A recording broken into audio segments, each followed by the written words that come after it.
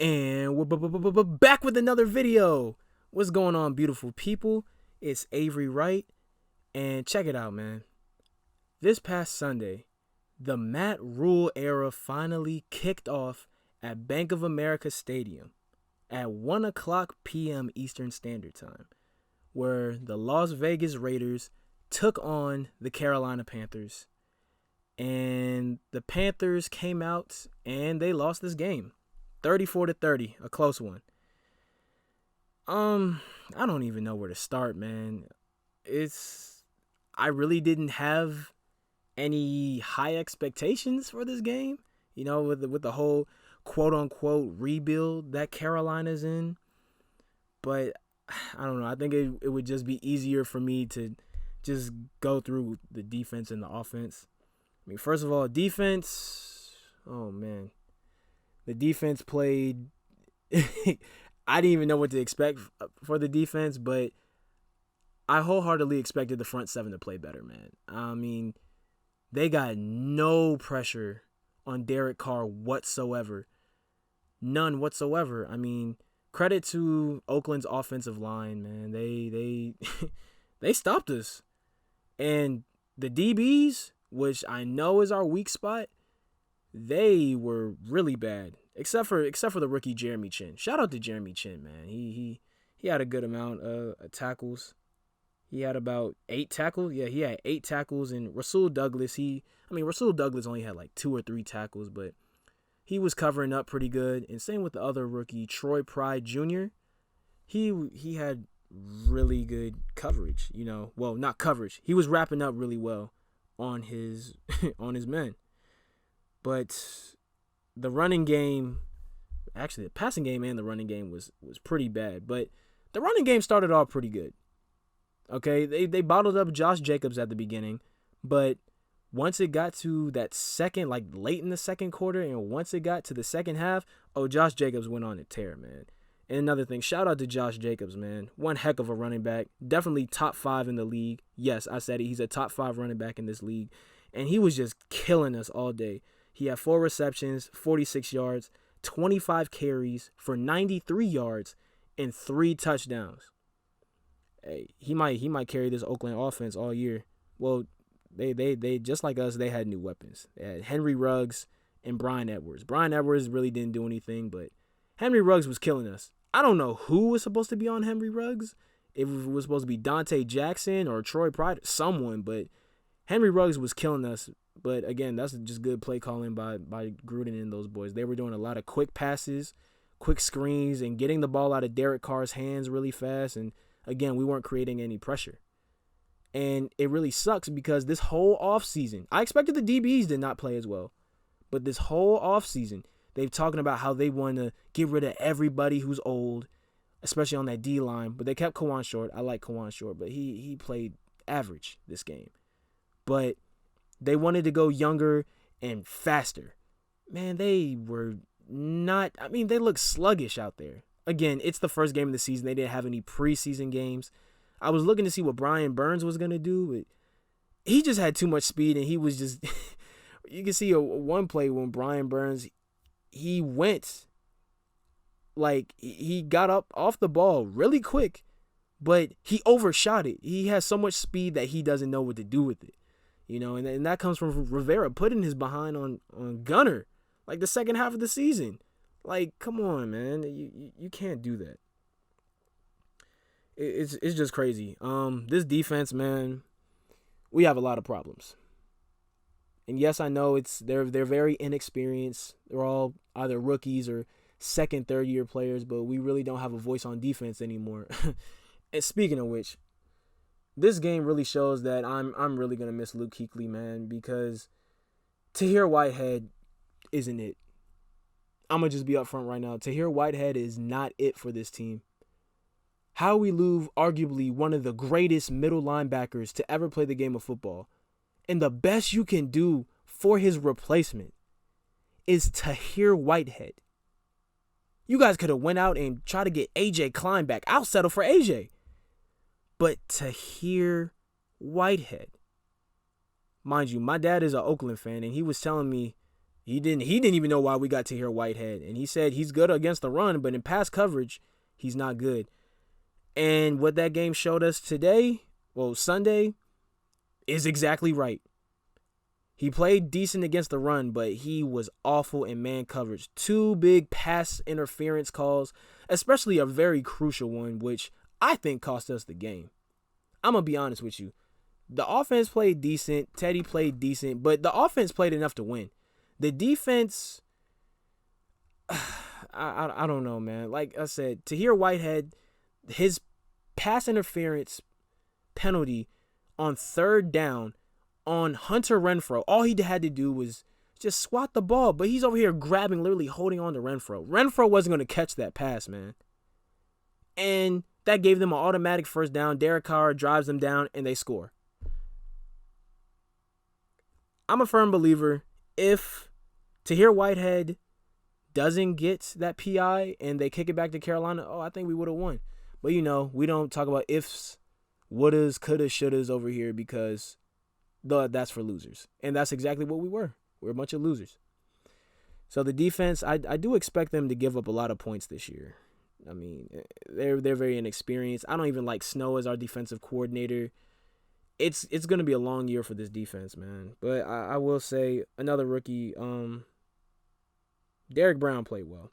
Even though he only had 3 tackles, I saw he pancaked one of Oakland's linemen, and he jumped over him after he pancaked him. I was like, wow. He's looking like how he was at Auburn, but we'll see if he can keep it up. And I'm hoping that he can keep developing and getting better, getting stronger. And like this D-line has the potential to be something great in the future. Like I said, in the future, not this season. We have KK Short, we have Derek Brown, we have Brian Burns on that D-line. And then the other rookie from Penn State, Etor Gross-Matos.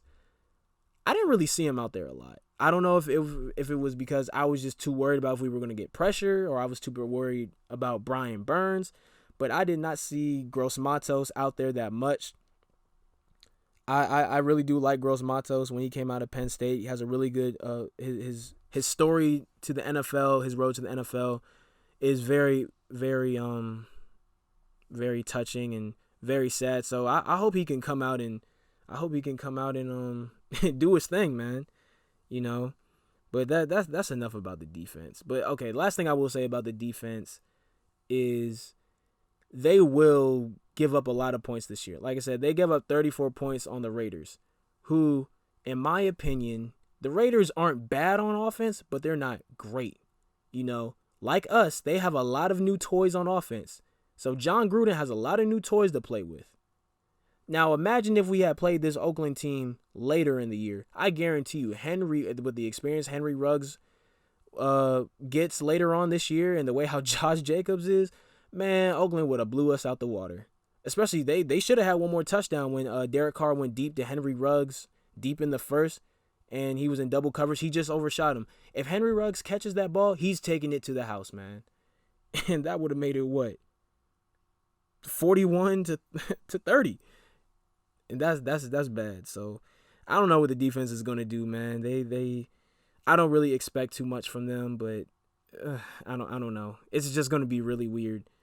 Now, moving to the offensive side of the ball, Teddy Bridgewater in his Panthers debut, first time being a starter, like a legit starter since his Minnesota days.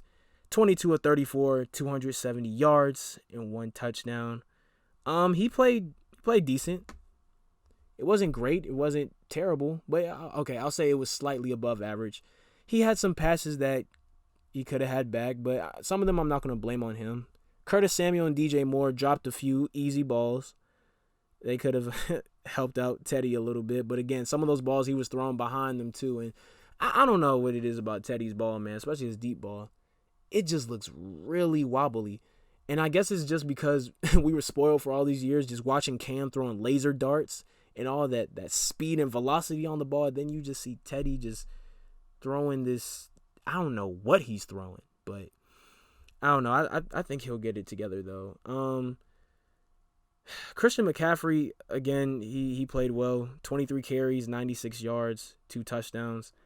I mean, not much more you can ask of him, man. I mean, in the first half, I liked how Matt Rule and wow, why am I blanking on his name? The offensive coordinator from LSU, Joe Brady. He they have a lot of new toys and a lot of new kinks to work with.